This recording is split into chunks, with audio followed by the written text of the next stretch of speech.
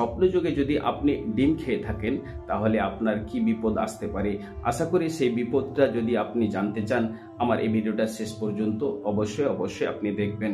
এই আপনার কি বিপদ আসবে, সেই বিপদটা হচ্ছে মারাত্মক বিপদ। যদি আপনি এই ডিম খেয়ে থাকেন বা আপনি অর্ধেক সিদ্ধ ডিম খেয়ে থাকেন বা আপনার দেখা গেল যে আপনি ছকা সহ তার উপরে যে ছিলকা আছে সে ছিলকা সহ যদি খেয়ে থাকেন তাহলে আপনার কি বিপদ আসবে অবশ্যই আপনাকে এই ভিডিওর মধ্যে বলে দেবো। তার পূর্বে বলি ভাই, আমার এই চ্যানেলটাকে সাবস্ক্রাইব করে আমার পাশে থাকবেন, কারণ এই রিলেটেড ভিডিও অবশ্যই পেয়ে যাবেন।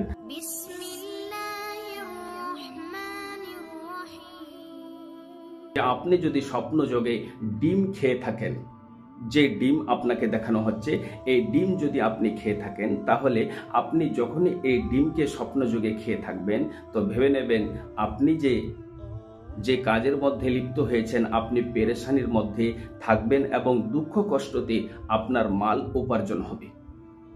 1 নম্বর হয়ে গেল। আবার 2 নম্বর কথা হচ্ছে যে আপনি যদি অর্ধেক সিদ্ধ ডিম খেয়ে থাকেন তাহলে আপনার কি মুসিবত আসতে পারে অবশ্যই আপনি জেনে নিন। অবশ্যই আপনার প্রতি সেই মুসিবত আসবে। আপনার প্রতি যে বালা মুসিবত আসবে সেটা হলো আপনার প্রতি যে বালা মুসিবত আসবে আপনি দুঃখ কষ্টতে সেই দিন কাটাবেন এবং হারাম মাল থেকে আপনার উপার্জন হবে। এখন 3 নম্বর কথা হলো, যদি আপনি স্বপ্নযোগে দেখে থাকেন যে আপনি সেই ডিমের উপরে যে ছালটা রয়েছে, যে আপনার ছকাটা রয়েছে সেই ছকা সহ মানে ছাল সহ যদি আপনি খেয়ে থাকেন আপনি ভেবে নেবেন যে আগামীতে আমি কোনো মুর্দা ব্যক্তির কাফন চুরি করব। তাহলে এই সমস্ত যদি আপনি স্বপ্নযোগে দেখে থাকেন আপনার এই সমস্যার সমাধান কি হবে আপনাকে অবশ্যই আমি বলে দিচ্ছি ভাই। আপনার সমস্যার সমাধান হচ্ছে যে আপনাকে একটি দোয়া পড়তে হবে। যে দোয়াটা হলো আপনি যখন এশার নামাজ পড়ে নেবেন, এশার নামাজ পড়ার পরে আপনি 7 বার পড়বেন আস্তাগফিরুল্লাহ রব্বি মিন কুল্লি যামবি ওয়া আতুবু ইলাইহি, আস্তাগফিরুল্লাহ রব্বি মিন কুল্লি যামবি ওয়া আতুবু ইলাইহি। 7 বার পড়ার পর আপনি আল্লাহর কাছে বলবেন রব্বি ইন্নী যালামতু নাফসি ফাগফিরলি, রব্বি ইন্নী যালামতু নাফসি ফাগফিরলি। আপনি 7 বার পরে আল্লাহর কাছে দোয়া করবেন।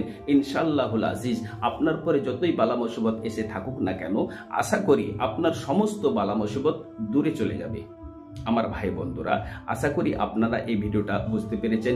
যদি না বুঝতে পারেন আবার আপনি কমেন্টে অবশ্যই আমাকে বলবেন।